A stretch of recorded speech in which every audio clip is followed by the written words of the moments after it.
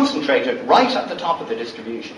And by that I mean not the top 10%, but the top 1% or 0.5% or 0.1%.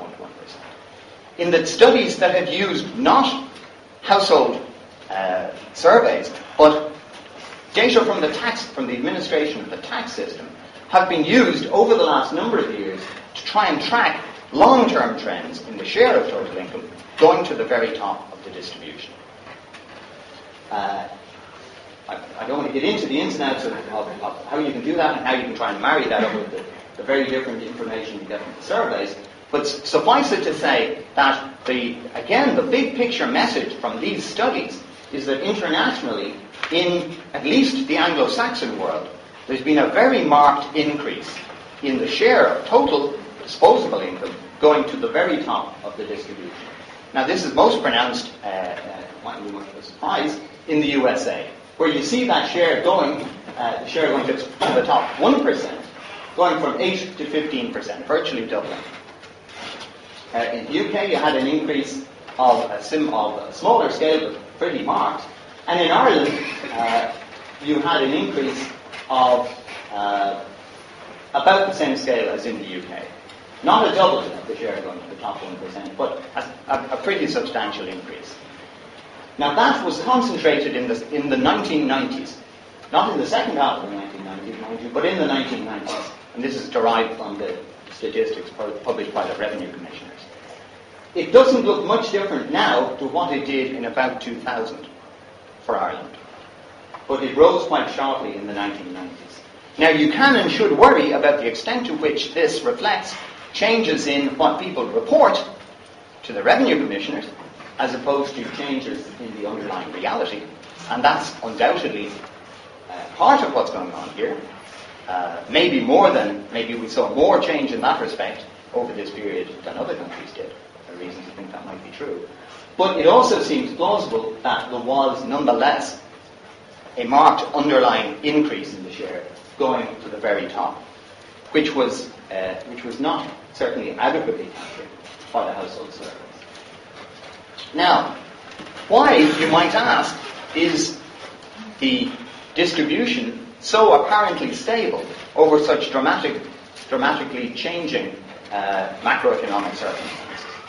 Well, if you think about it, what you have happening to the distribution of income over the macroeconomic cycle is you have a number of very powerful but countervailing forces pushing in different directions. That in a boom, and this applies in our boom, what you see is profits going up, which contributes mostly to income towards the top. You get unemployment going down, where the income gains are very much more spread over the distribution, but certainly would benefit the middle to lower part of the distribution, perhaps. You might think that we know what happens to the dispersion in earnings over the business cycle, and people have strong views and strong presumptions about that. But if you actually look at the data, it's not at all clear that there is a common pattern in earnings dispersion over business cycles. Sometimes earnings gaps between lower skilled and more skilled narrow, sometimes they widen. And that's the same is true of the overall dispersion in earnings. What very often happens, and is very important for poverty measures in particular, as I'll come on to in a sec, is what happens to social protection rates, social protection levels of support. Very often in a boom, they lag behind take-home pay in the earlier parts of the boom, and then start to catch up. And of course, classically, high inflation, which may be associated with the boom benefits borrowers at the expense of savers. And there's every reason to think that you can pretty much put that into reverse when it comes to a recession or a depression. Depending on whether you can use the D word, you may get some exception. But in what we might think of as a normal business cycle recession, you can pretty much put that into reverse. And nobody pointed out to me 30 years ago when I started doing a PhD thesis on this topic that in fact the net effect of all these things might well wash out.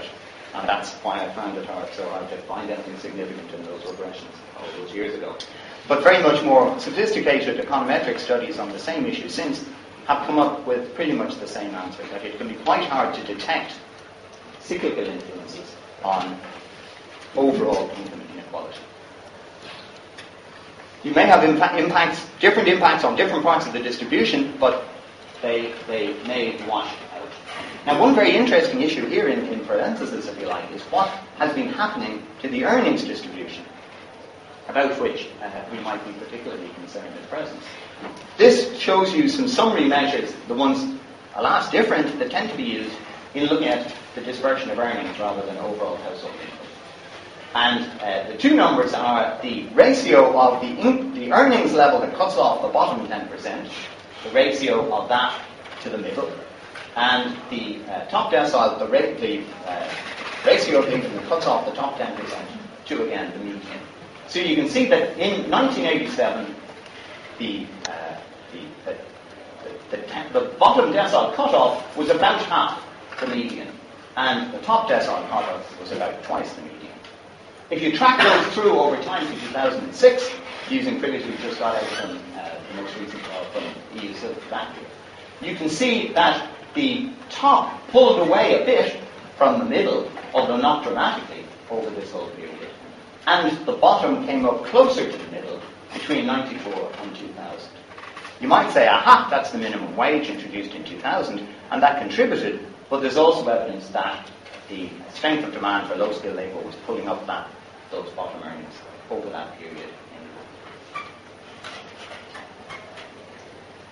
Now, what do we suspect is going to be distinctive about the impact of this bust, this recession, on income inequality compared to a standard business cycle swing of the sort that we were talking about earlier? Well, there's lots of things that we might think would be distinctive and really matter. Working out the net implications of it is very much harder. Just running down through them very quickly. Obviously, the scale and the speed of the increase in unemployment is absolutely unprecedented. We've talked already about migration. We don't know what people who've immigrated recently are going to do, but we do know that the prospects for out-migration for them and for locals, if you like, are very much poorer than they have been in previous recessions. What's very different is the extent of household debt that households are carrying into this recession. What's also different, although not maybe as dramatically, is that you now have a wider ownership of shares and of property other than your main residence, although how you define main residence is tricky, as they've discovered across the water.